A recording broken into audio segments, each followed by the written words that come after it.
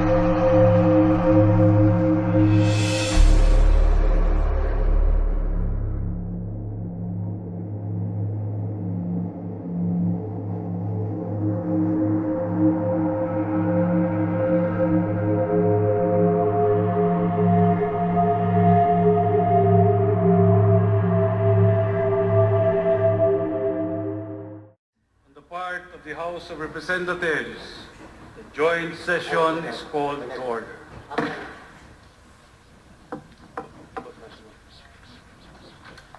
Please rise for the singing of the Philippine National Anthem to be led by Ms. Bayang Barrios.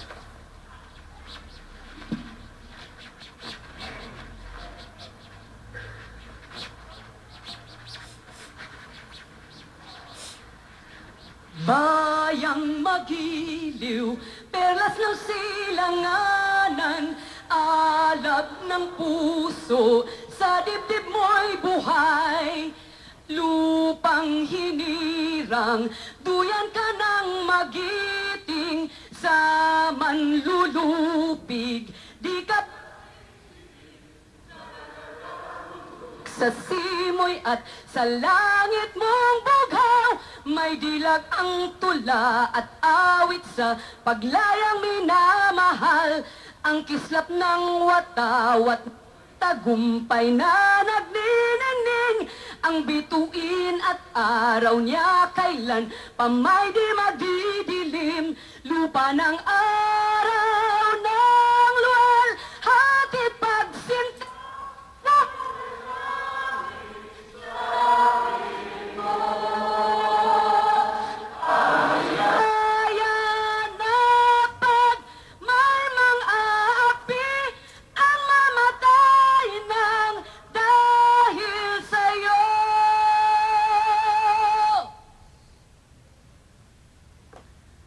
Please remain standing for the nation's prayer.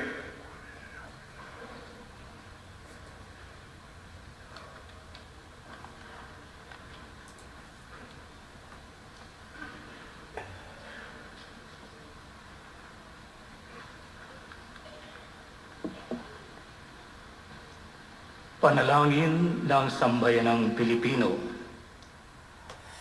Mapagmahal at makapangyarihang Ama, Ikaw ang pinagmumulan ng lakas, liwanag at karunungan.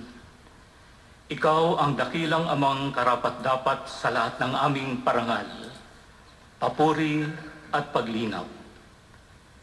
Hinihiling namin na bigyan ninyo kami ng habag at pangunawa sa aming mga pagkukulang at pagpapabaya, dahil batid namin na hindi kami karapat-dapat sa iyong pagmamahal.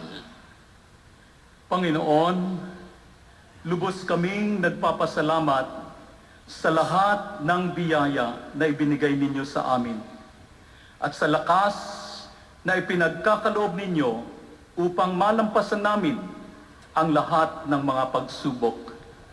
Naway ang bawat pagpapala na ibinibigay ninyo sa amin ay gamitin para sa kabutihan namin at ng aming kapwa, at higit sa lahat, para sa inyong kapurihan.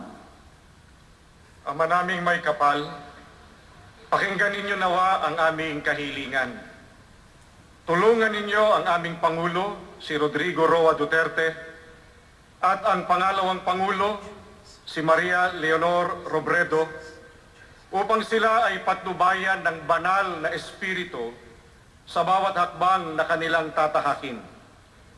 Gabayan ninyo ang lahat ng mga pinuno at naglilingkod sa pamahalaan upang ang mga puso nila ay magkaroon ng kababaan ng loob at sila ay matutong magmalasakit para sa mga dukha at nasa laylayan ng lipunan. O Allah na makapangyarihan at mahabagin, naway lahat ng lingkod ng bayan ay matuto na mamuhay ng payak, maging bukas palad at magtaglay ng katatagan ng loob. Dalangin namin ng pagmamahal para sa bayan at pagsasakripisyo ay mamayani higit sa sariling adhikain, habang ang laban sa karahasan na nagaganap, naway ang mga tagapangasiwa ng ating batas ay mapangalagaan at mabigyan ng proteksyon. Kalingain mo kami mapagmahal upang ang pagkakaisa ay mahari sa kabila ng aming magkakaibang paniniwala. Naway at lubos na pagpalain ninyo ang bayang Pilipinas ayon sa inyong kagustuhan. Idinadalangin namin, Panginoon, na maghilom ang aming bayan at ang kapayapaan at kaunlaran ay mamamayani ngayon at magpakailanman. Amen. Amen.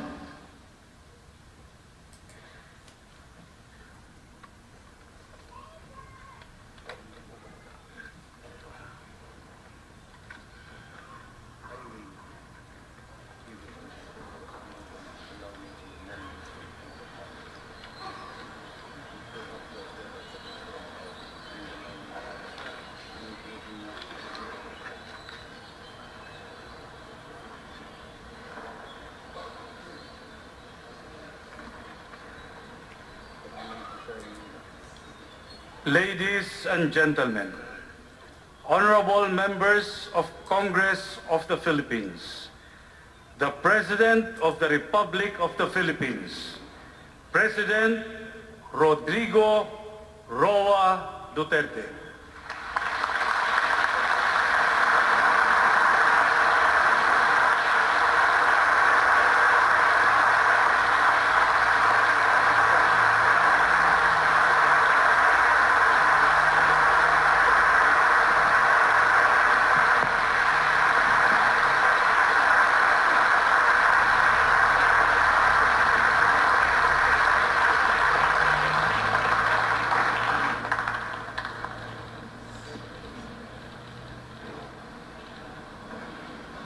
Kindly sit down. Thank you.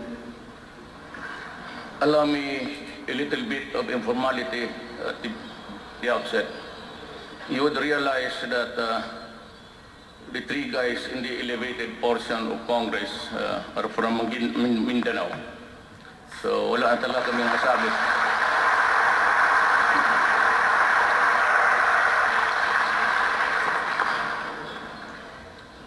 Senate President Aquilino Pimentel III, members of the Senate, Speaker Pantaleon Alvarez, and the members of the House of Representatives, Vice President Maria Leonor Robredo,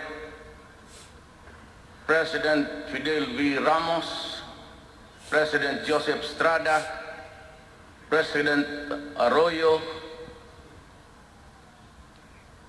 Chief Justice Maria Lourdes Serrano, and the Justices of Sereno, rather.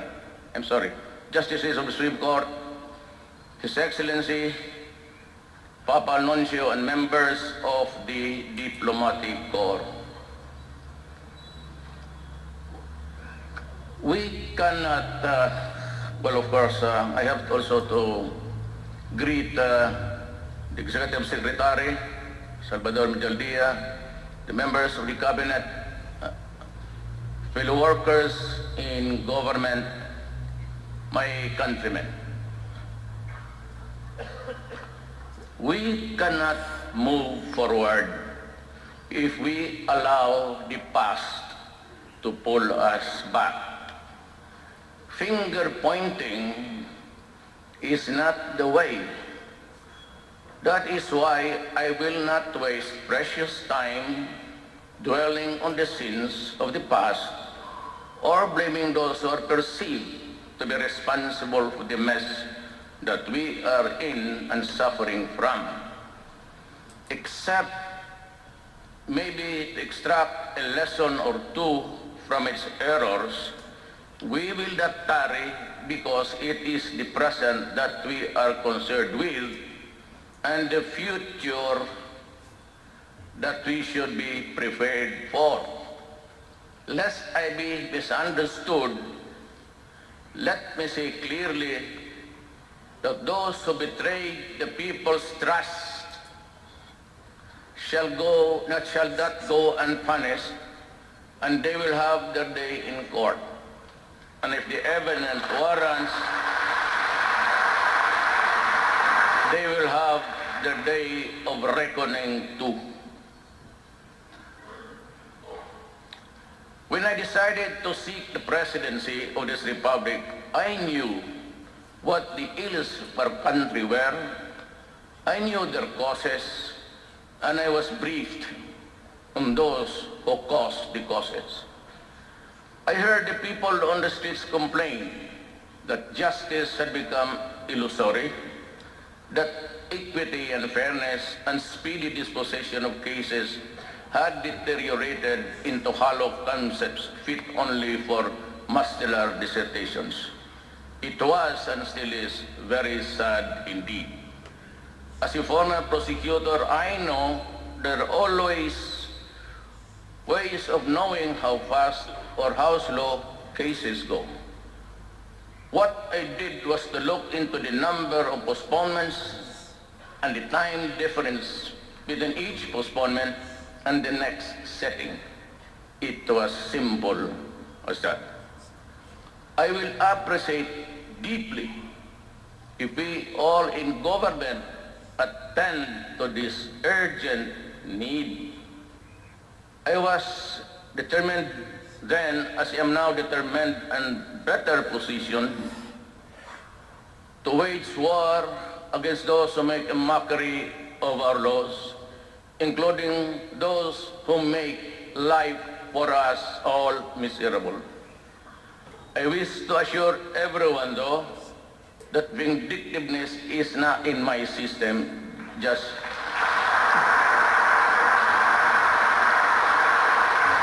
like you and I, all equal treatment and equal protection are what I ask for our people.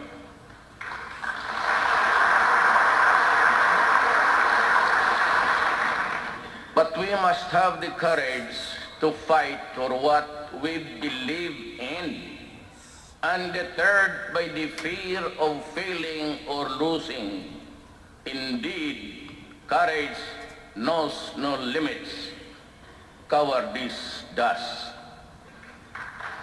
At this point, there are concerns few I wish to convey to all, to the end that as I perorate on facts, figures, plans, programs, and solutions, these concerns will not dissipate or get lost along our way.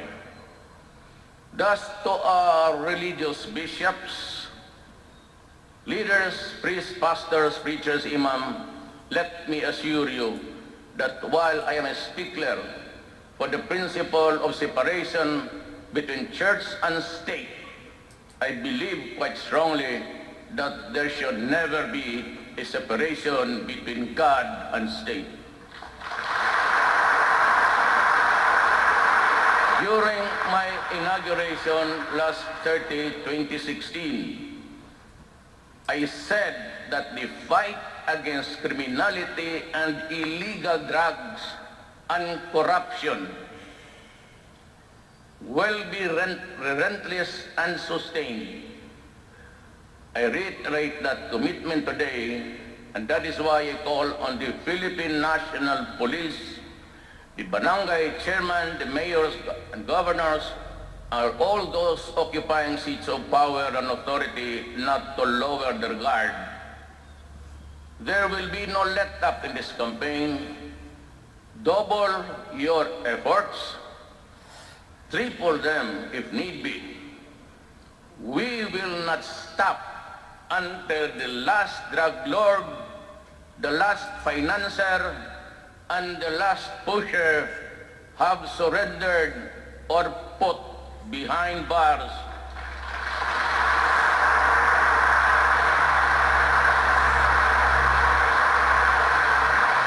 Or below the ground, if they so wish.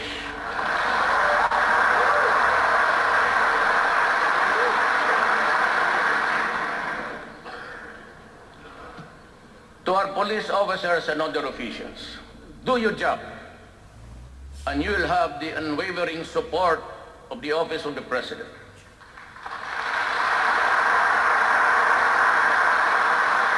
I will be with you all the way. Abuse your authority, and there will be a hell to pay.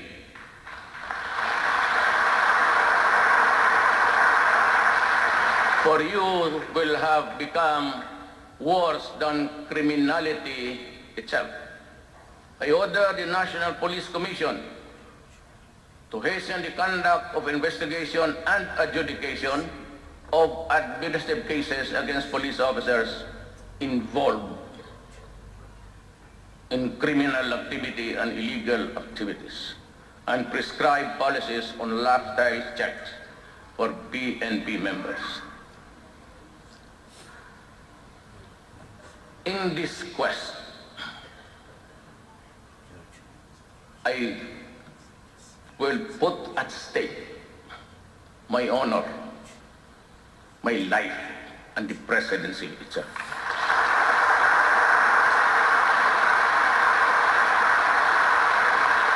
The DLG is also directed to strictly monitor how LGUs perform their supervision functions over the police, and those found that performing will be sanctioned, including the loss of police deputation from the NAPOLCOM. Let me repeat my warning to all.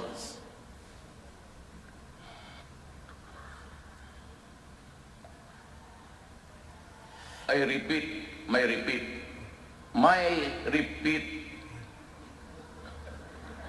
to all.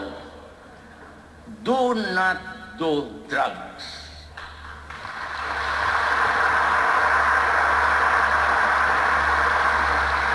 Because you will be the solution to the drug crisis that has engulfed malawak the nation. We will create an interagency committee on illegal drugs that will integrate efforts and strengthen the partnerships of all stakeholders. The reservists will be mobilized for information campaign against drug use and dissemination of information regarding drug rehabilitation program being offered by the government. Let us also strengthen our ROTC program to instill love of country and good citizenship. We will also prioritize the rehabilitation of drug users. We will increase the number of residential treatment and rehabilitation facilities in all regions of the country. The armed forces of the Philippines will facilitate the preparation for the use of military camps and facilities for drug rehabilitation. There can never be real, tangible, and felt development without making our people feel secure. And it is our duty to uplift the people's welfare. With this, my administration shall be sensitive to the state's obligation to promote and protect, fulfill the human rights of our citizens, especially the poor, the marginalized, and the vulnerable, and social justice will be pursued even as the rule of law shall at all times prevail. My administration shall implement the human approach to development and governance as we improve our people's welfare in the areas of health, education, adequate food and housing, environmental preservation, and respect for culture. Human rights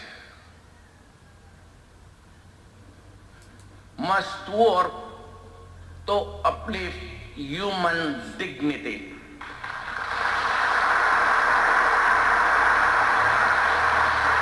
But human rights cannot be used as a shield or an excuse to destroy the country. Your country, I am my country.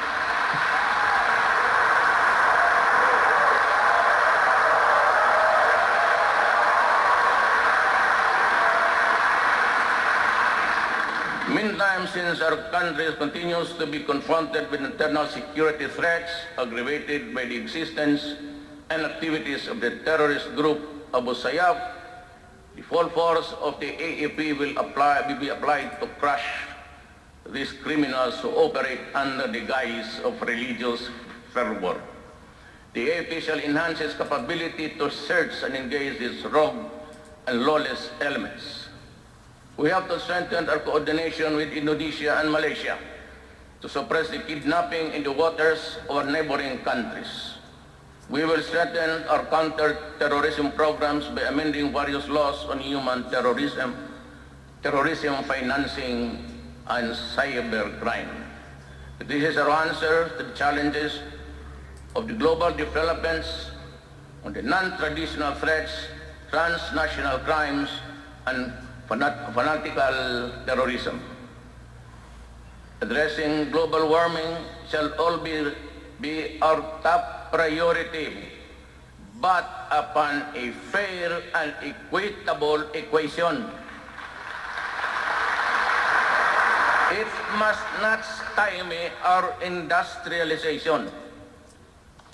We also endeavor to develop and corporate partnership with nations sharing common interests and concerns with the Philippines, maintain and sustain bilateral and multilateral consultations and dialogues.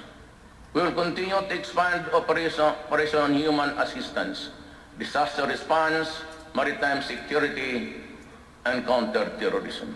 We shall deepen security dialogues with other nations to build greater understanding and cooperation. With regard to the West Philippine Sea, otherwise known as China Sea, we strongly affirm and respect the outcome of the case before the Permanent Court of Arbitration as an important contribution to the ongoing efforts to pursue a peaceful resolution and management of our disputes.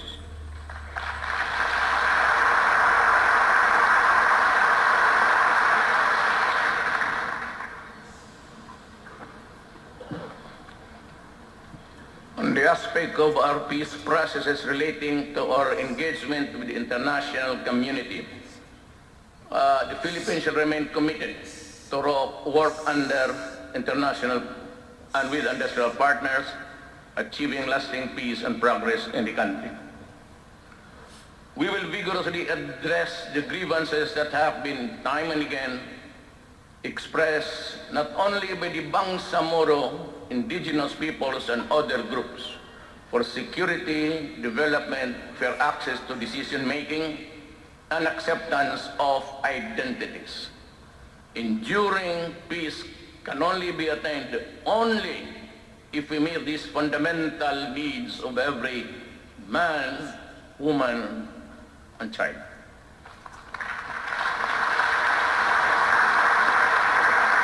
To our Muslim brothers, the Moro country, and the members of the CPP, NPA, NDF, let me say this.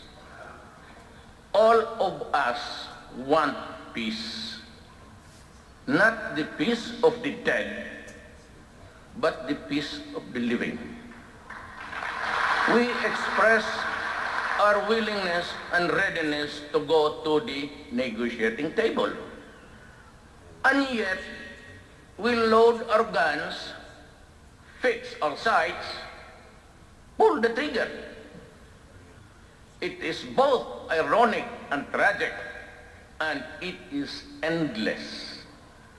While we extol the bravery and heroism of our soldiers, kayo, the rebels, do the same for your members and fighters. What I see instead are the widows and the orphans, and I feel their pain and grief, and no amount of cash assistance or the number of medals can compensate the loss of a human life.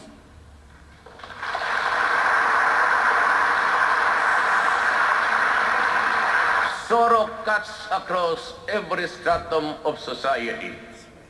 It cuts deeply, and the pain lasts forever. That is why I reach out to you, to all of you today, to our Muslim brothers. Let us end the centuries of mistrust and warfare. To the CPP, NP, let us end these decades of ambuscades and skirmishes. We are going nowhere, and it is getting bloodier by the day.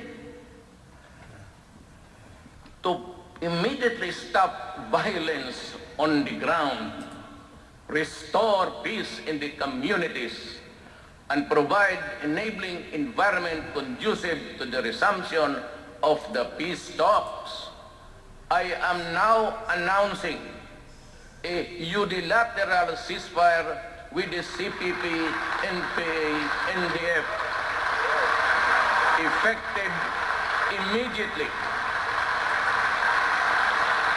and call on our Filipinos in the National Democratic Front and its forces to respond accordingly. Let me make this appeal to you. If we cannot as yet love one another, then in God's name, let us not hate each other too much. So it was said,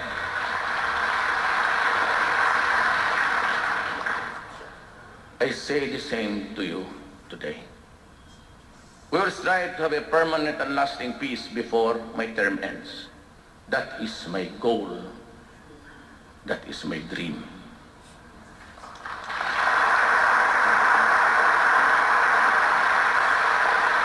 On the macroeconomic management, my administration will continue and maintain current macroeconomic policies and even do better. We will achieve this through prudent fiscal and monetary policies that can help translate high growth into more and better job creation and poverty reduction. By the end of my term, I hope and pray to hand over an economy that is much stronger, characterized by solid growth, low and stable inflation, dollar reserves, and robust fiscal position. On taxation, my administration will pursue tax reforms towards a simpler and more equitable and more efficient tax system that can foster investment and job creation. We will lower personal and corporate income tax rates.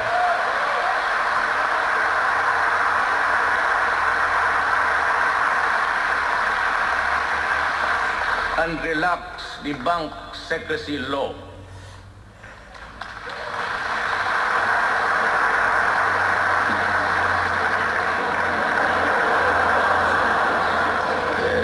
Presidente ako eh.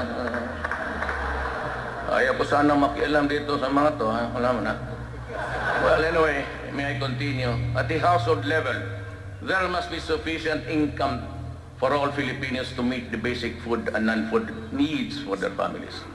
We shall continue to attract investments that will generate thousands of jobs each year, jobs that are suitable for the poor and less skilled members of the workforce. Reforms to ensure competitiveness and promote ease of doing business will be mandatory. Reacting to these needs, the restrictions on the economy will be needed to make more investments to come and to develop labor-intensive industries such as manufacturing, agriculture, and tourism shall be pursued. We must also invest in human capital and ensure equal access to economic opportunities. The implementation of the Responsible Parenthood and Reproductive Health Law must be put into full force and effect.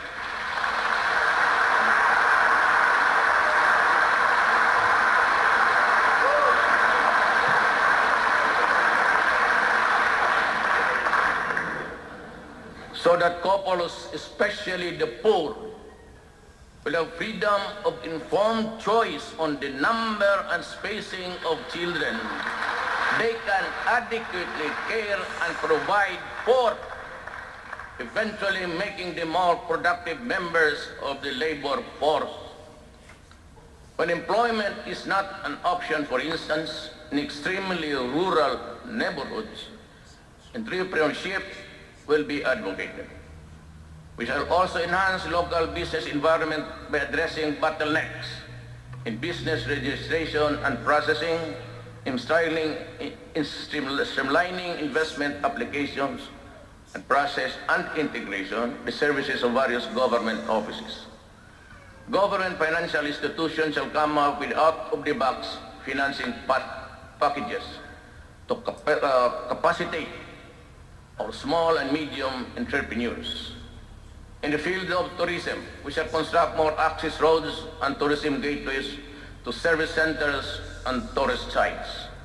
Road development projects shall complement with a trust to modern agricultural infrastructural and funding improving the construction and rehabilitation of roads and the irrigation, and establishing modern harvest and post-harvest facilities to minimize losses. We shall also conduct a nationwide soil analysis to determine areas most suitable for rice farming to optimize production, with the use of effective soil rehabilitation and fertilization. We shall strictly enforce fisheries laws, particularly on illegal fishing, and promote aquaculture along riverbanks and in backyards. On the other hand, we will accelerate infrastructure spending, improving national roads and bridges, and implementing the Mindanao Logistics Infrastructure Network and other road network master plans. We shall pursue inter-island linkage projects.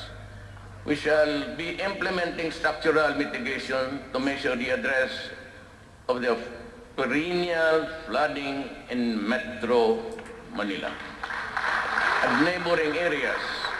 We shall put up new pumping stations in strategic places. The revival of the operation of the Pasig River Ferry service system is a viable option for the severe traffic congestion in Metro Manila. This serves as an alternative mode of transportation for passengers, particularly those coming from the east side of Metro, to reach specific destinations within the cities of Manila, Mandaluyong, Pasig, Taguig, Marikina, and Quezon City. Our anti-colorum campaign and out-of-line apprehension, including the removal of terminals, will be intensified, and my God, it will be done.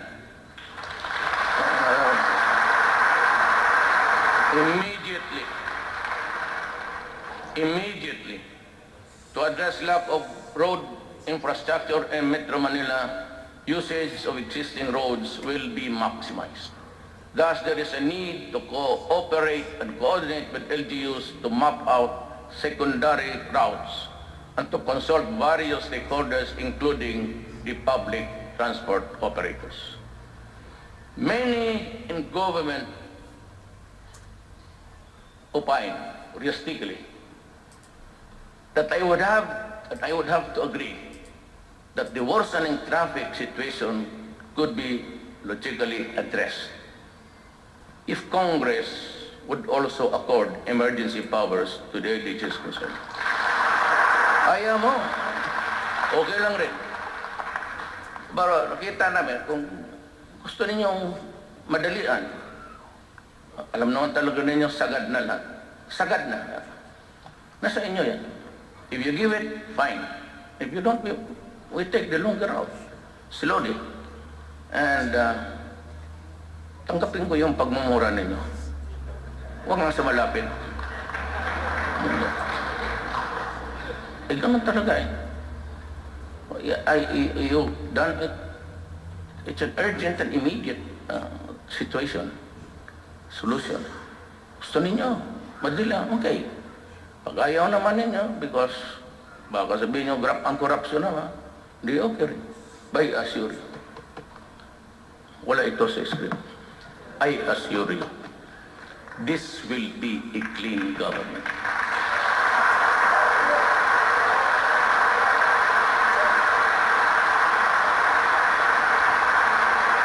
If that is the only worry that you have, and I can understand your misgiving, wala na ito sa, haba. Wala na ito sa script. You know, ako baka garantiya ako. 101%, it will be clean. Problem is, I can only act through agencies and departments. That's why I urge you, na basking kunting mali lang, wala akong ano sa inyo. Wala na akong politika, wala na. I'm through after this. I just passed on to you the information that, you know, I act through secretaries and everything. I cannot guarantee their honesty and competence at all times. Cabinet members, yes. Pero yung sa baba, yung procurement, yung bidding dyan, but as far as I can really, it malinis talaga to. At pag-usapan namin sa likod about the federal system. You know, my advice to you is maintain a federal system, a parliament that be sure to have a president. Well, hindi na ako niyan. I'm disqualified, and by that time, I would no longer be here. But I can commit today to the Republic of the Philippines and its people.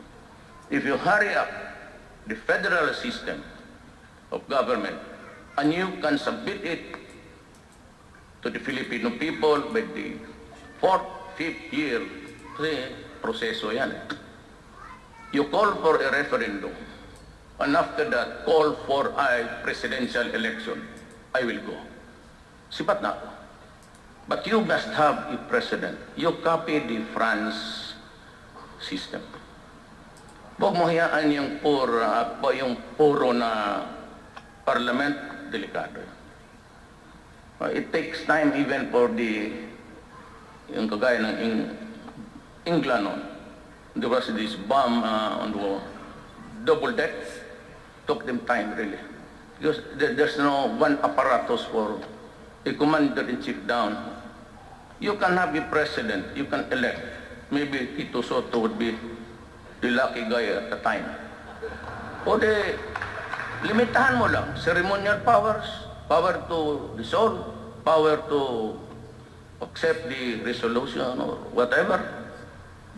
Mandating you this, do that. Or ceremonial powers, except yung in times of need. If there's a demand for action, you must have a president. Wala na ako niya. I said, if you can give me that document, I will urge you to conduct, call for an election the following day, following week. And even if there's still 2 years, 3 years, I will go. Okay na. Do not worry about me. I am into that much ambition. Eh, nanalo ko. Hindi ko nga alam bakit nandito ngayon. No, nandoon lang ako.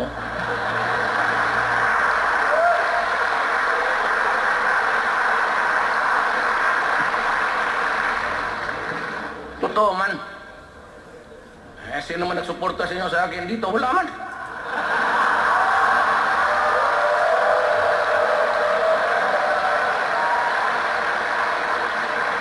Not a single congressman, except for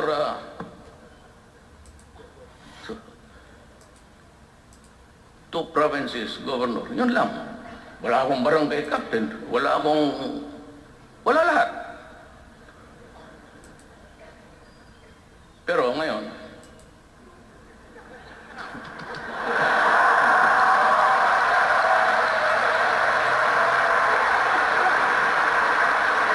processing time in issuing permits and licenses shall be reduced to the barest minimum. In my city, it is always 3 days for local governments. that will bind the office of the President down to the last barangay level. 3 days. 3 days. Local government. Business permit, clearances, little, no follow-ups. Bigyan mo ng stop. Be back next week. Tignan mo yung workload. And I will require every department, yung dito sa etas. They must have a logbook. Wag sa computer, kay itong ganito na na-erase yan. Gaya mong daytime, I accept the documents of Rodrigo Duterte. Then you go to your computer. You must have an actuarial projection, sir. Look at the workload. Ito ka bubo man naman kinama. Oh, ilan ang workload ninyo? Tapos, bumalik ka dito August 3. 3 o'clock. Yan, 3 o'clock. Bigay mo. Ibigay mo. Ngayon, I will be establishing 8888. Only for dedicated to corruption. Pag may marinig ako sa Executive Department, even a whisper, hiwalay-hiwalay na tayo. Marami dyan sa gallery, marami dyan, walang trabaho, nag-a-apply hanggang ngayon. Hindi naman lahat kasi mayayaman yan eh. Mga asawa ninyo ata yan.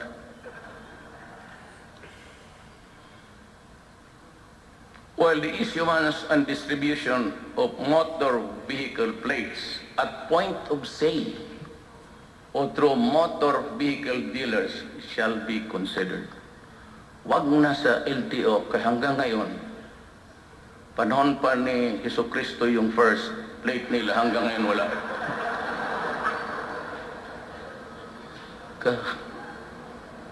Bayad na yun.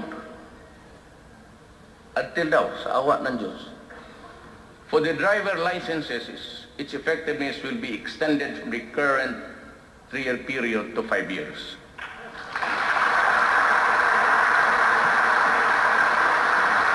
To reduce queuing time at ticketing stations, tickets sa mga train will be made readily available and easily accessible to the riding public kung bilihin mo yan sa malls, stalls, and stores. Ipinagbibili mo yung sa... Diyan mo na ibigay. Accredited. Huwag doon banda sa recto, kasigurado pikihin yan mga ulol. May I address again to the Philippine. Ako po'y nagdodoble ang pagod para sa inyo, para sa kapakanan ng bayan. Seryoso po ako. Kayong mga ganon, tikit-tikit at magkaroon ng gulo, wag ho ninyong gawain yan. Ito na yung warning ko. Yun na yun, last. Wala nang iba. Hindi ko na gagawin ulit. Huwag ninyong sirain yung mga bagay-bagay na ginagawa namin para sa kapakanan ng tao.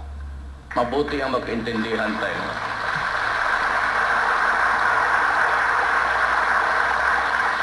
Maya yung kaibigan ko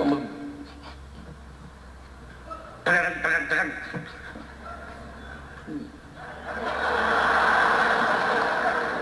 Kaya wag ninyong gawin. Simple lang yan eh. Para walang away sa gobyerno, yung mga bagay na illegal at masama at hindi tama, wag mong gawin. At hindi kami mag-aaway dito. Pati yung pare na, pati si Pog, tinamaan. Okay, let us be clear with each other. I am for the comfort and the welfare of the Filipino. Kayo namang hindi pa bungog dyan, hindi pa pumasok yung mga droga. Kung ayaw ninyong mamatay, ayaw ninyong masaktan, huwag kayong umasa dyan sa mga pare pati human rights na hindi nakakapigil yan ng kamatayan. So huwag ninyong gawin, tapos nandiyan ka, nakabulagtag. and you are portrayed in a broadsheet na parang Mother Mary cradling the dead cadaver of Jesus Christ. Ayan yung mga yan eh. Magdadramahan tayo dito. Dito ang nakatingin kasi dito yung public eh. Alam mo, ilang beses ko na sinasabi, sa Davao, wag mong gawin. Kasi magkakaproblema tayo. He who is the cause of the cause is the cause of them all. Ikaw yung nag-umpisa, you swallow. Ulitin ko he who is the cause of the cause is the cause of them all. Kami nagtatrabaho lang. We have a nation to guard. We have billions of people to see that they are healthy. It's a question of drug, it's a question of public interest, public order. Kita mo, lesser crime. Wala na kasi magnanakaw. Wala na nag-hold up. Kasi pare yan. Kita tapos sa bila, maliliit lang yan. Gamitin mo utak mo. If you're able to contaminate, ganyan ang negosyo ng mga Chinese, wholesale yan sila. Kasi kunti-kunti, the whole of Tondo contaminated, pera yan. I'm not saying it's Chinese. The practice of itong wholesale retail. They go for wholesale. Maski na kumita lang ng isang piso dyan sa isang kaso, okay na yan. Kasi paramihan eh. Yan ang ibig kong sabihin. Now, I hope the military and the police will not react on this. It's part of the deep intelligence that we have regathered. I'm forced to come in public kasi pati yung mga pare nagaano. Alam mo, kayong mga media, naghanap kayo ng where's the big fish? Saan yung bilyonaryo na mayaman? Yung may kotse, may mga Mercedes, may... Ma'am, nandoon yan sila sa labas. Wala dito. Magdala ka ng isang batalyon na pulis para huliin natin doon. Kung kaya natin. Didirect the traffic of drugs sa kanila. Meron silang ganito. Malaki. Real time, nakikinig sila ngayon dito. I am very 101% nakikinig nila. Ngayon, doon lang, isusuri nila sa Tondo. Oh, itapon mo dyan. Tapos umalis ka, kunin mo doon sa tindahan yung bag o package. Masabi mo nakikita ni media na kayo lang nagbabrand niya na drug lord. Those are not the drug lords. You, mga lieutenant, delivery boy yan. Kumbaga LBC lang yan, pati DHL, federal. Pati yung tawag nilang basura, yun yung street, ano. Huwag kayong maghanap. Gusto niyo, sabihin ko sa inyo, puntahan natin. I'll give you the names. I'll show you the intelligence. Pero give me the guarantee na may magawain ka. Just, I'll give you the name, I'll give you the country. Kung wala ka rin gagawa, mag-shut up ka.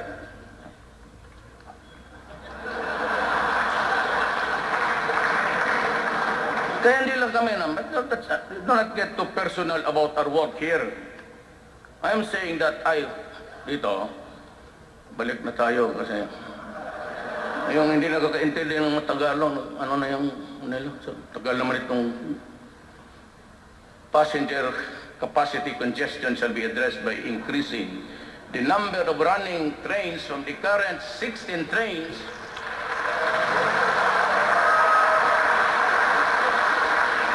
with a total of 48 cars per hour to 20 trains with a total of 60 car per hour. Now, you increase the train speed from 40 to 60. Ang problema nito, yung mga railway na, hindi na itong kasali dyan. Huwag naman maniwala dito. 2/3 of these are mine. The other 3 is correct yung grammar ko, yung ano lang nila. 60 km per hour. Problema nito, and you must agree with me, that the rails are quite aged. Most of the rails, maybe doon pa yan sa panahon ni Marcos, Imelda. Nandiyan pa. Ngayon, sabi ni Tugadi, kaya bigay sa akin siya, sabi ko, 40 to 60 kilometers per hour. Sabi ko, Art, sigurado ka makahold ang rail yan? Baka maputol yan, mag-diretso yung train sa Cavite. O diretso sa Cavite, maglipad doon kay Tolentino. Oh, bakit may train dito sa Tagaytay? It's quite fast. Quite fast, 60 kilometers per hour, and you're pulling something that's heavy. When it really moves, mawala ng ano, it moves with the speed. At a heavy thing, at a great speed, mahirap mong sumasadsad kasi mabigat.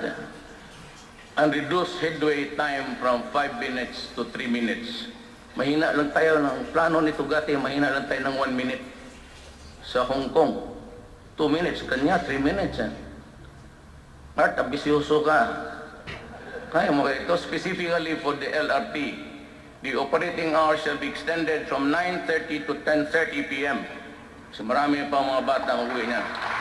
And to absorb more passengers, delays in the procurement of additional trains shall be addressed soonest.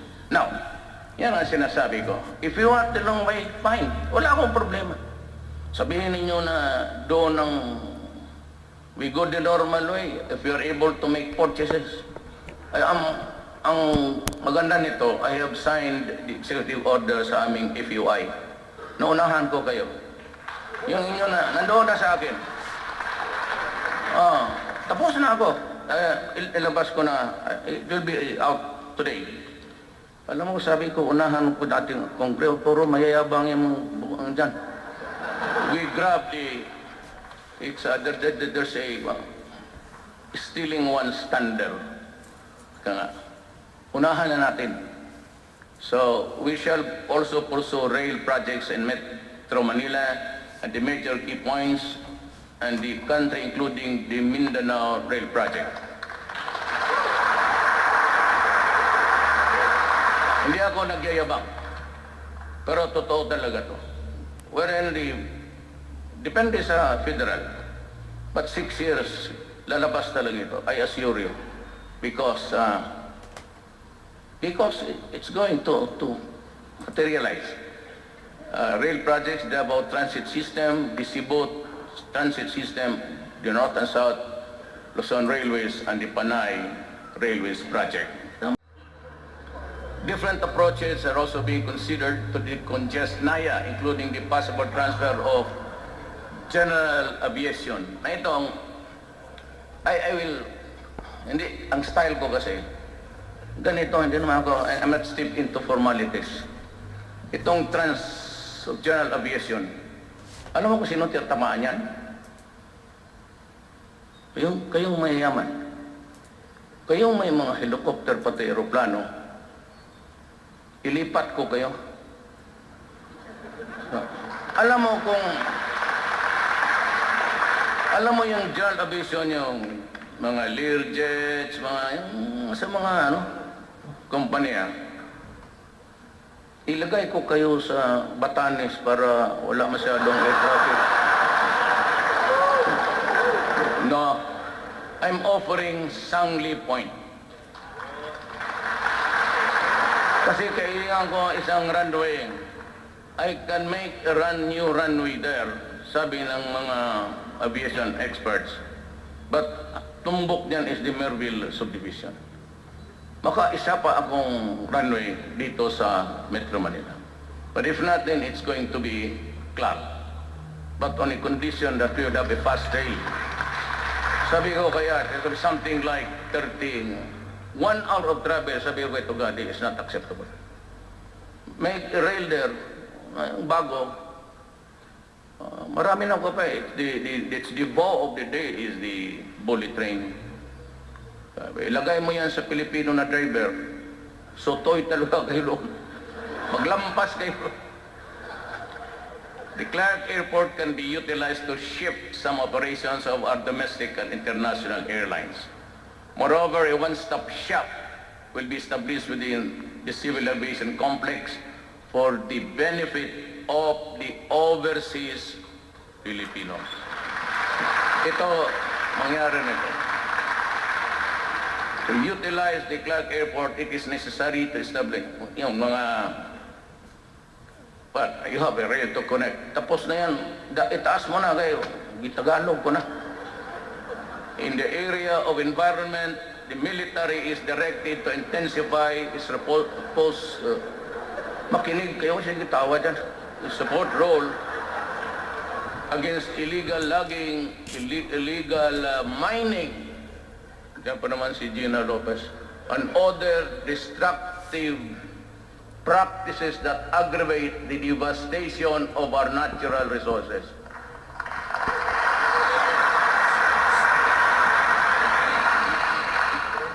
I have to protect the country. Many are complaining against the appointment of Gina Lopez. But si Gina, pati ako, we share the same paradigm. The interest of the country must come first. But hindi ko naman sinasabi, there's a law allowing mining. Gina Lopez and I are just telling you, follow government standards. Do not destroy the environment. Follow it to a T. Wala tayong problema. Just pay the correct taxes, follow the standards. Gina Lopez is just doing her job. You know, she's really a crusader. So, that is how I would describe her persona. Crusader. Kaya, sabi ko, tama yan. Kaya, bakit? Andiyan ba si Ma'am Gina Lopez? Secretary Lopez? Ganito yan. Pumunta siya sa Davao.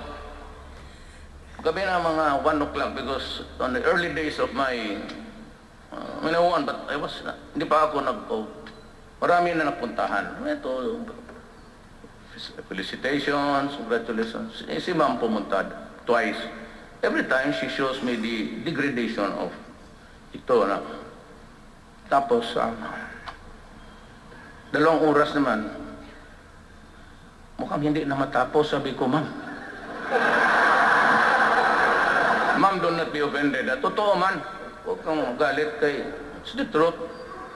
So, mag-alas 3 na, Rudy, this man, tapos, extemporaneous na, parang rin congressman. Ito, Ma'am. Kung Ma'am, mag-alas 4, Ma'am. Ano kaya kung ikaw na lang ang Dina?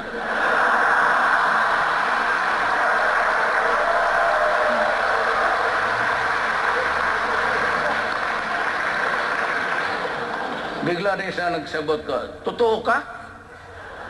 Namasik ka, hindi yan, oo.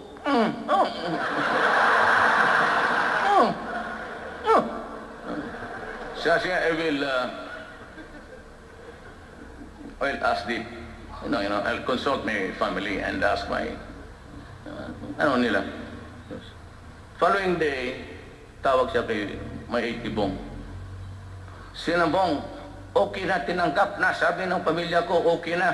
Sabi ko, ay, bantay kayo lahat. But I will not be appointing somebody who's alien to my thinking.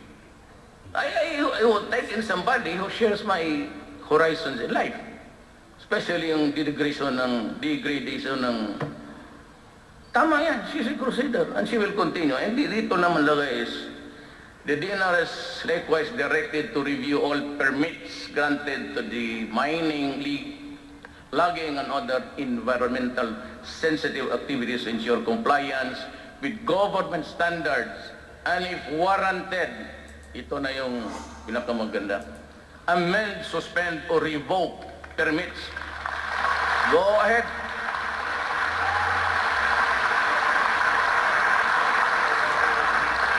I'd like to thank God that I had this opportunity really. I never thought umabot ako dito. I've always had that crank sa isip ko, mahirap itong Kaya itong Laguna, lake. Naubos ng mga, wala na ang fisherman. Yun na lang the difference between one big fish pen to the other. Yun na lang ang sa mga tao. Makita mo sa plane every time, I go to Davao, I pass by that lake there. Every time kita ko, talagang wala ng ano.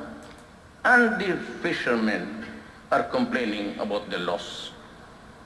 Talagang wala na sila kasi ang maliit na lugar, yun lang ang kanila.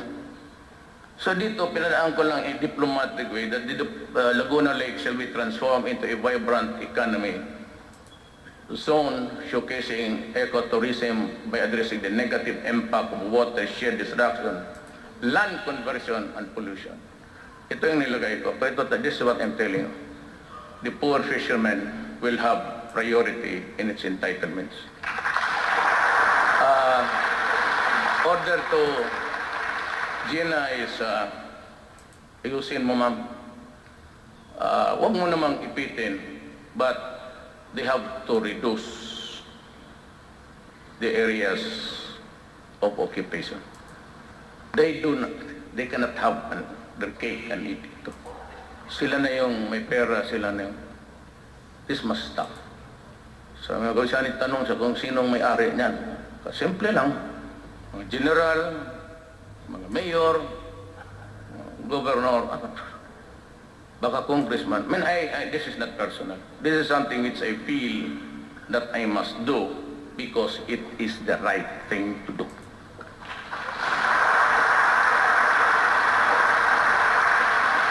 To have adequate disposal facilities for Metro Manila garbage, the final closure and rehabilitation of the Carmona sanitary landfill shall be pursued, while the adoption of appropriate waste-to-energy facilities will be explored. Marami na.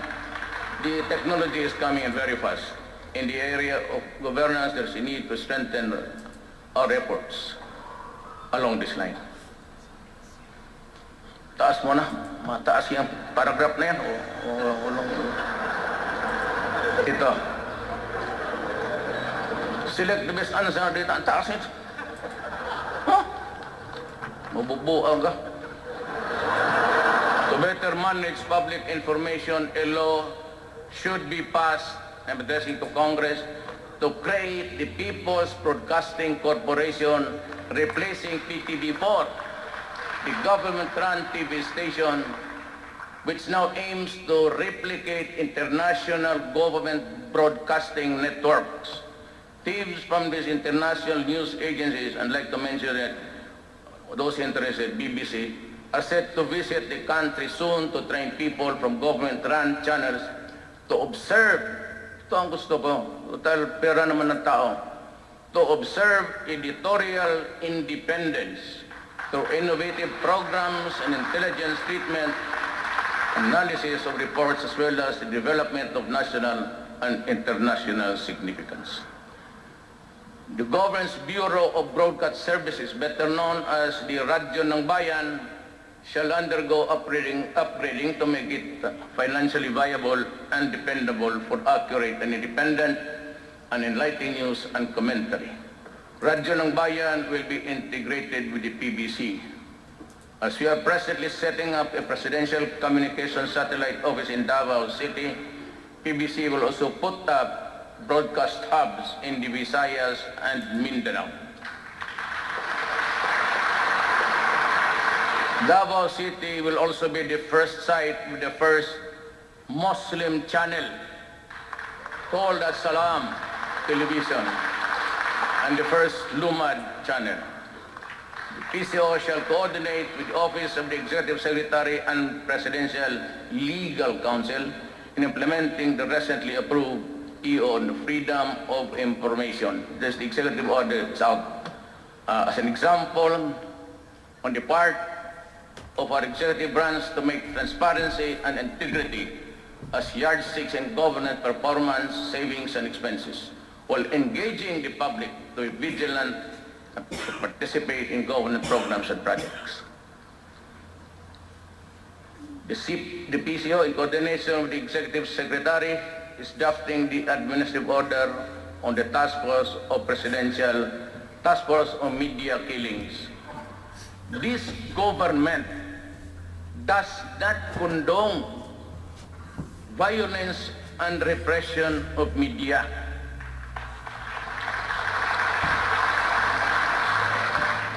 The bona fide media, sometimes they pronounce it bona fide, but whatever the thing is, the bona fide media has always been our partner for change. Hindi medyo klaro yan. Anong gawin mo sa hindi bona fide media? Yan ang problema. To address backlogs and law prosecutorial effectiveness and efficiency, the investigation and case management processes shall be streamlined, including those for illegal drugs and heinous crimes. To eradicate the prevalent cultures of fear and silence that you have founded our justice system, I ask Congress, you, to enact the whistleblower protection law while the present witness protection program shall be strengthened.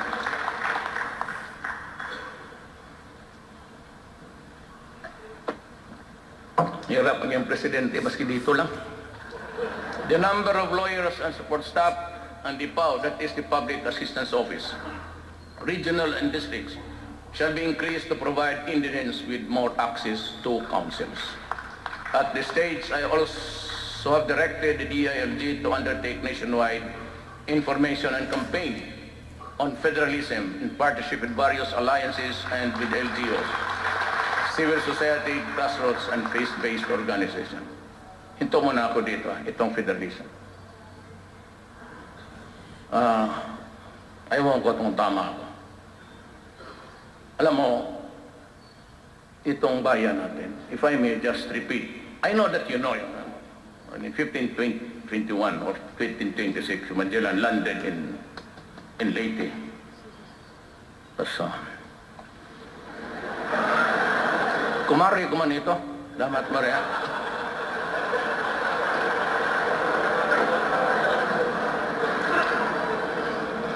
Mindanao was already Islam by 100 years. So, ano ito? It's an imperialism thing. There's a historical injustice committed against the Moro people. We have to correct it. But it is well nigh impossible now. Kaya kayo mga kapatid kong mga Moro, alam naman ninyo, ako ay mix.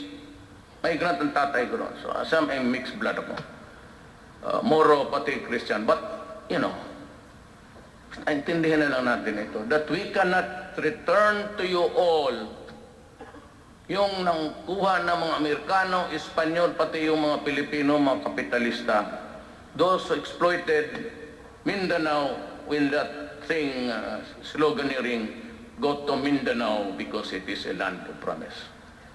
With the vast entry of so many people, basically coming from the Visayas, karoon tayo ng, we cannot solve it the way you want it to be.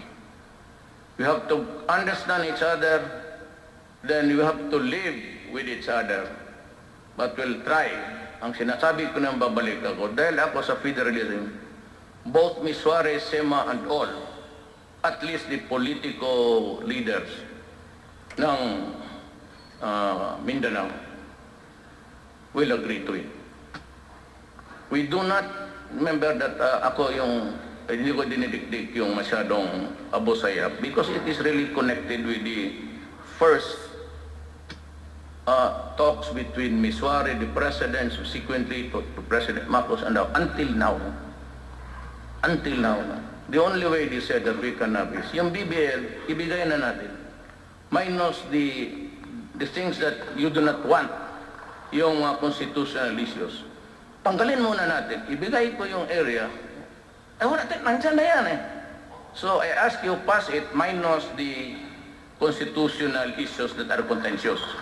Bigay na natin, at when the federal system comes, isali mo na sa package together with Ms. Suarez. That is the solution for Mindanao. Nothing else, believe me, nothing else will do. Please sleep on it, ponder on it, because that's the only way to proceed. On the clamor of our citizens for timely issuance of Philippine passports, the government shall work towards amendment of the 1996 passport law to lengthen the validity of the passports from the current 5 years to 10 years.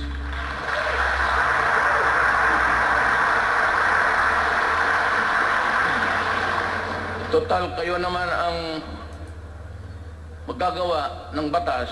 You're the ones who will pass the law. Even if you make it good for 30 years, okay ako. Bahala ka. Basta stretch a little bit because 5 years is just really simply on a regular basis. Matagal pa naman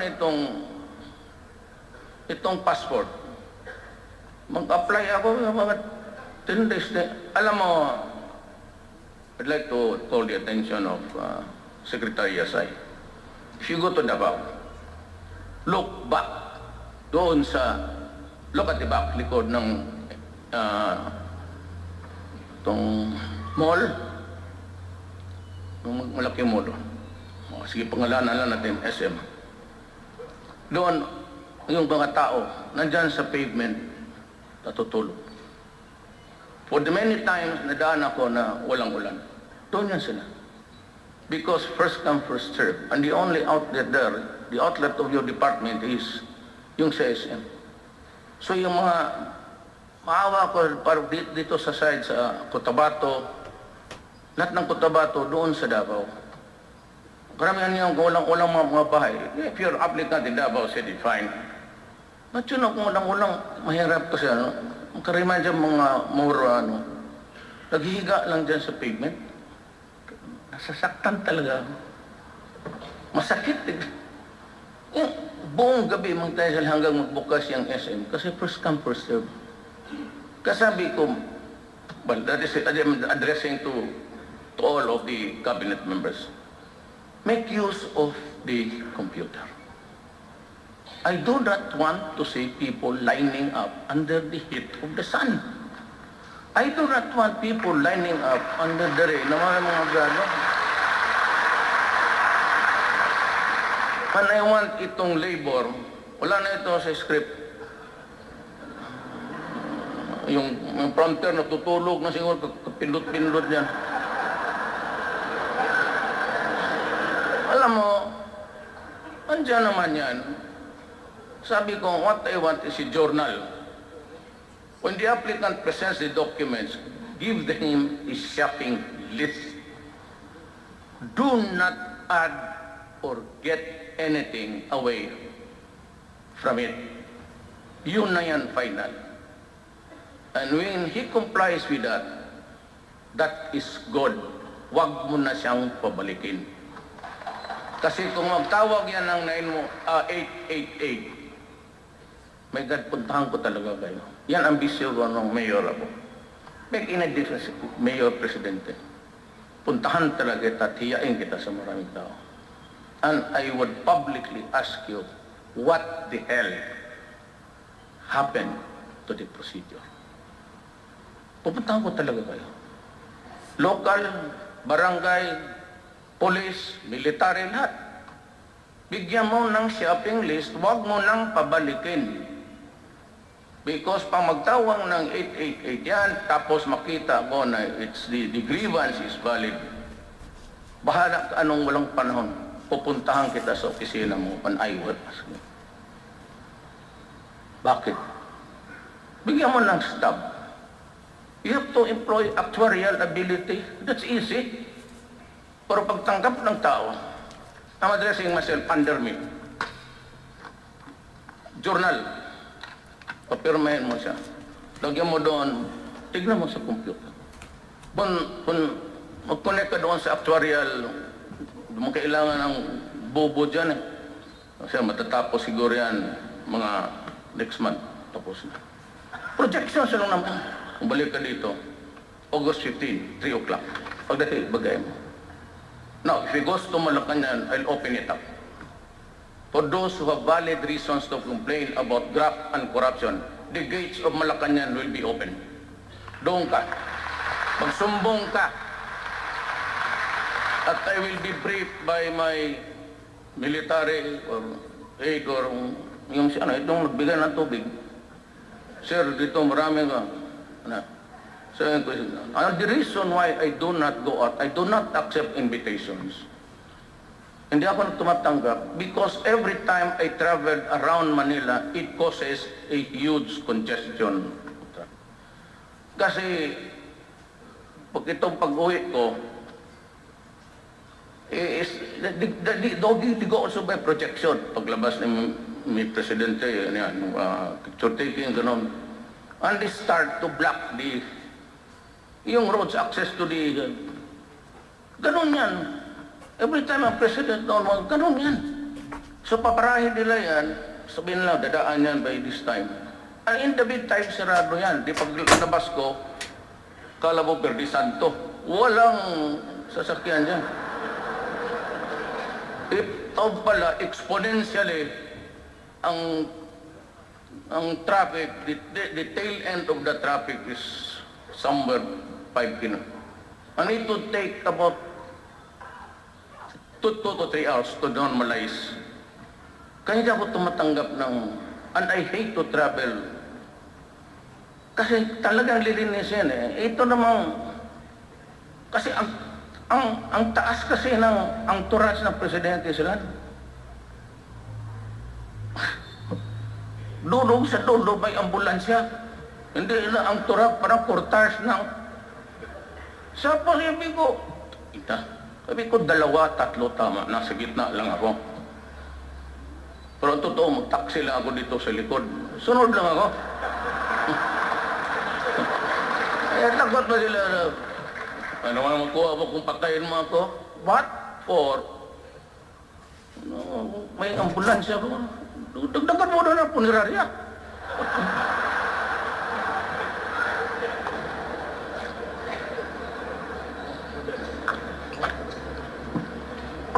I have also ordered DFA to streamline documentary requirements and passport applications and open additional consular offices in strategic places to decongest Metro Manila sites and avoid queues that have caused hardships and suffering to passport applicants. I have also ordered the newly created DICT, Information and Communication Technology, to develop a national broadband plan to accelerate the deployment of fiber optics cables and wireless technologies to improve internet speed. Ito para ito sa alam ko, mahal kong mga kababayan, maligayahan kayo nito. Pagpaano mo lang yung Tagalog ko kasi kayo, hindi kayo marunong magbisaya din. Wi-Fi access shall be provided at no charge in selected public places, including parks, plazas, public libraries, schools, government hospitals, train stations, airports, and seaports. Aba? Happy lahat. All government agencies are instructed to enable their clients to submit applications for coordination, other agencies combined. Taas mo, wala na yan. Ayaw na magsalita. In the national portal, yes, because it's our parang website. Ito, we shall intensify, mainit talaga ako dito. I place it in parity with drugs. We shall intensify our war against human traffickers and illegal recruiters that prey on our migrants. To help ensure that the hard-earned money of the Filipinos overseas are put into productive use, a mandatory financial education for all migrants and their communities will be pursued with intensive courage and entrepreneurship among them.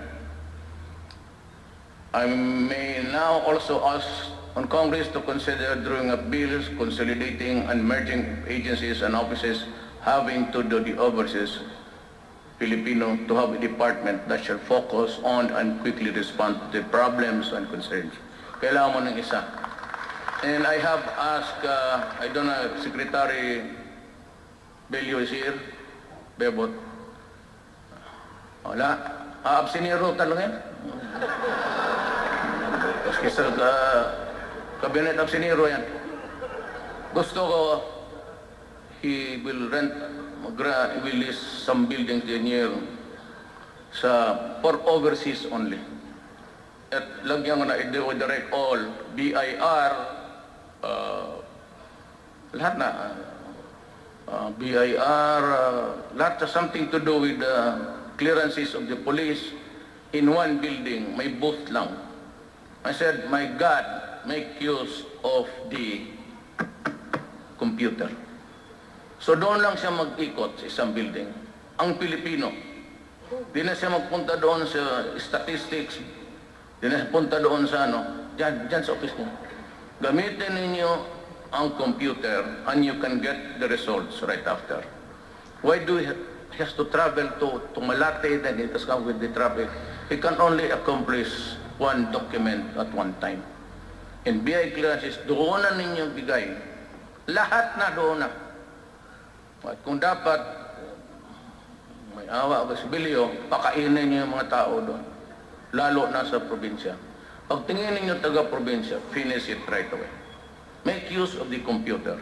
O pag hindi nyo ginamit, tapon na lang ninyo. Throw you away the computers, and I understand that. It will take you years to do it. Do the computers. Taas mo na, wala na yan.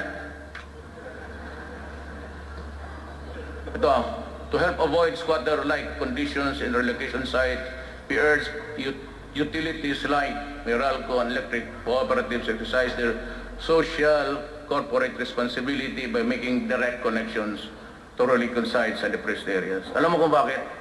Hindi na nilagyan nila dyan eh. That's why I had to talk to you ganito. Kung bakit? It's because walang kurente pagka mahirap ka. You do not own the land. The city engineer would not. That is my experience 23 years as mayor. Hindi na magbigay ng direct connection. Kasi hindi ko may-ari ng lupa. But that squatter there has been there for 20 years. So mag-connect sila. Pagka-connect nila, ang gamitin nila yung wire na, yung pinakamura. So it overheats because connect na lang sila kung sino minsan magnakaw. You know, we will have to make the adjustments.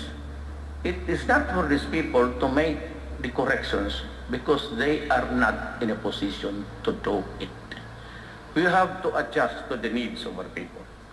Total yan naman yung as a squatter na yan, as long as I sit there as president, there will be no demolitions without relocations. Dito lang ba pa yan? Hindi naman aso yan na, just like in Davao. I'd like to make a dialogue with the businessmen. Sir, how much are you investing in this land you have bought by the squatter? So I bought it at about, 60 million? Dagdagan mo ng 20 million. So, ako na ang bahala. Sabihin ko doon sa mga tao, bili tayo ng relocation site or I will provide. Government will expropriate. I will make use of the expropriation powers. Ako ganun sa Davao eh. I have 20 hectares there. I will expropriate some land there. Yung malapit lang. Then sabihin ko, this 20 million will help your journey to a new land.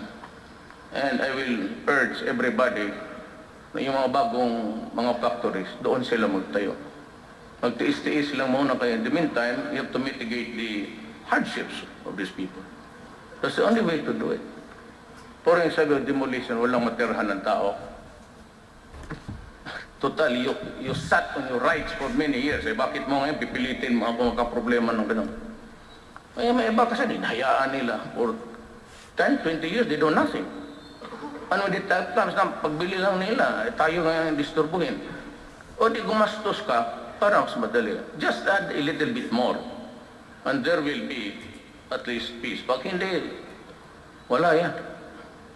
Fight na naman yan between government and the tawag nila squatters. Squatters man talaga yan.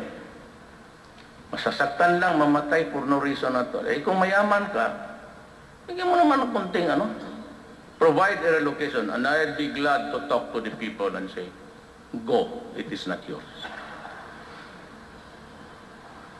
I have directed the concerned regulatory agencies to prioritize the issuance of required permits for power development.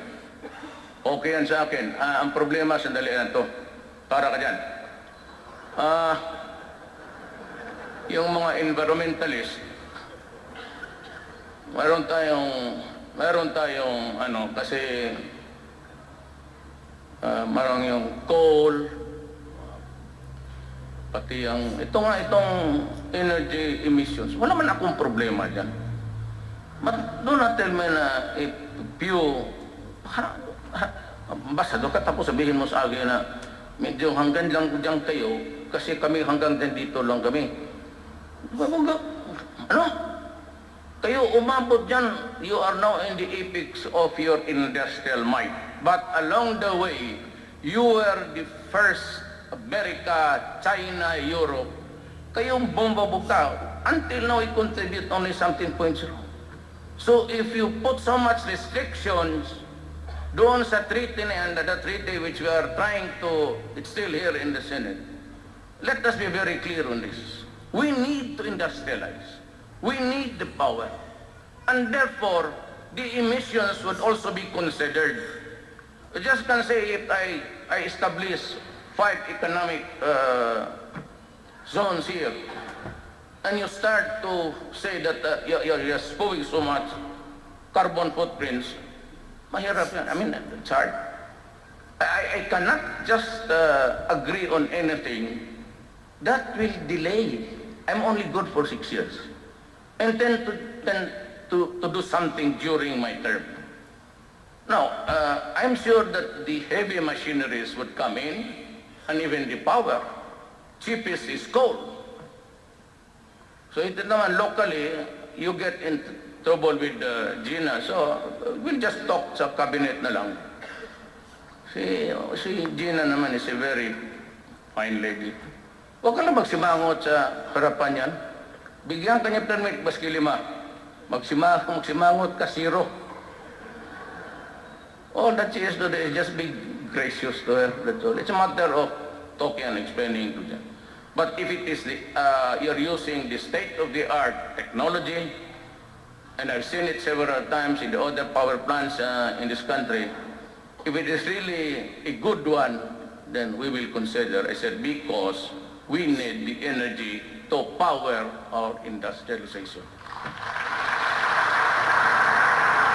To strengthen delivery of social services, the government will intensify its protection programs so it can use its resources and expertise to make a dent in the country's poverty levels. What we want is genuinely to reduce the vulnerabilities of our people, build resiliency, and empower individuals and families and communities. The beneficiaries of our peace shall be made to become independent and self-reliant after they have graduated from the program. But as it is, we aim to present them with other forms of assistance so that they can stand on their own 2 feet. But now, I have decided to direct the DSWD to provide the rice subsidies to the poorest of the families, at least para makakain lang, every month. Kaya sako na we are planning to increase spending on basic education and incorporate mandatory education about the evils of drugs. We will also intensify and expand alternative learning system programs. The government will also provide universal health insurance for all Filipinos. Benefits. Sali na lang natin sa PhilHealth. The professional competence and operational capabilities of government hospitals and health facilities will be strengthened. Consistent with our international obligations in keeping with national mandates, this administration vows to protect women's rights and human rights abuses against our women because it is unacceptable to me bugbog ka ng babae. As I order all agencies and oversight bodies and local government units down to the barangay level to fully implement the Magna Carta for women. By doing so, we will ensure that man and woman will be partners in the pursuit of country's economic, social, and cultural and political developments. To our Lumad brothers, and they are here outside, maybe outside. I mean, they're outside, I'm sure. I told the secretary just to let them come if they want. Kanila man to. To our brothers, I have this to say. The government has issued you the ancestral certificates to him. Title covering vast tracts of land, especially in the island of Mindanao. You have the Indigenous Peoples' Rights Act and the National Commission of Indigenous Peoples to protect you and to assist you. Government has given you the tool, the legal tool to improve yourself financially, economically, and socially. Make use of your ancestral domain. Do not let it remain idle. While the government is always ready to help you, you must first help yourself. We cannot legislate financial and economic progress for you. It is you and you alone who can do that. You can chart your fate, but do it within constitutional and legal means.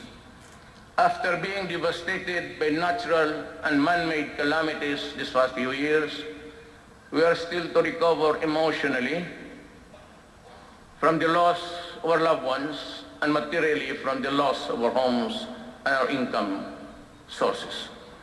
There are many among us whose emotional wounds are still fresh and painful to the touch. We cannot erase the images of death and destruction from our minds.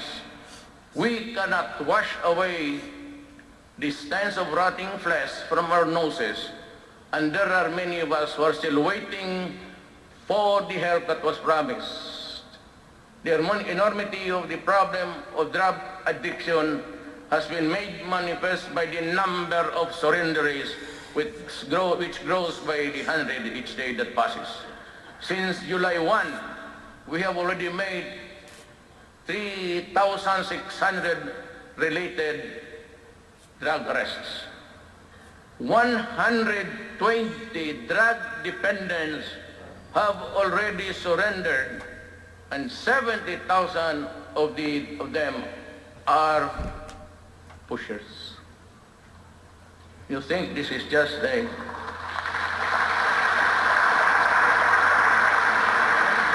to take the entire resources of this government to fight this war.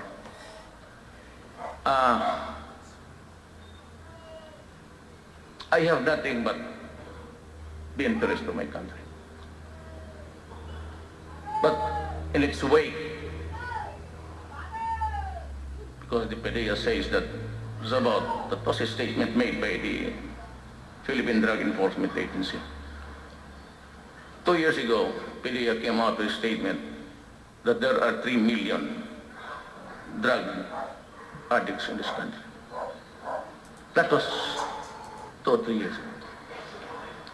How do you think would be the number incrementally if we count now? Give it a liberal addition, maybe, lalo na 7,000. So 3,700,000. The number is quite staggering and scary. The drug lords that you desperately want to strangle are not here. Wala ba bilyonaryo dito? The ones that you catch running after are just the lieutenants. They do it by technology. They're cooking it in the international waters. Tinatapon nila yung bulto by the drums. Dikitan nila ng GPS. So makikita ka. We are hard put sa intelligence because they have invented this direct satellite. Hindi na magdadaan niya ng... All they have to do is to triangulate where the pag-ikot niya. And there are so many... And they're in codes. If we do not help from our friends here in Asia and America and Europe, this sheer number and problem, believe me, will drown us as a republic. Kaya tingnan niyo po. How can I solve the problem now by arresting? Hinahanap ko, tagal na akong presidente. Gusto kong patayin. Ang problema, pupunta pa ako doon, then I'll ask the permission from this country that I will go on because I have to slaughter these idiots for destroying my country. Ganon yun eh. Hindi lang kasi natin, ayaw ko na bitawan kasi ayaw naman kasi ng military pati police. But you know, I said, I'll be talking in front of the Republic to its representatives, to the people. So I have to tell you, how do we solve this problem? Tell me. Ako naman okay lang eh. Make it public, fine. Make it confidential. If you go to me or go to you, to your house, okay. But that is really the enormity of the problem. It's so enormous that you are intimidated even just to make the move. Because you know you cannot stop it anyway. Mabunggo mo isa ditong hinulog sa dagat, eh marami naman nagluluto doon. It's a free-for-all enterprise for the criminals at this time. Kung ako, if I had just the plane, I couldn't have, sabi ko sa military, pag nakita ninyo, pasabugin mo. Baski nag-surrender dyan ng may white flag.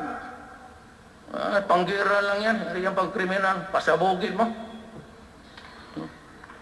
Show no mercy to them because they are not doing any mercy to us anyway. Bakit ako yan ang problema. But we should not despair. Like someone wrote, it is when the night is darkness that dawn breaks. We are imbued with resiliency that has been tested and proven. More difficult times as in the past. We have a bond to act together. We have to help each other, for then and only then can we truly prevail. And this the Filipino, disciplined, informed, involved, shall rise from the rubbles of sorrow and pain, so that all the mirrors in the world will reflect the face of a passion that will change this land. Daghang salamat.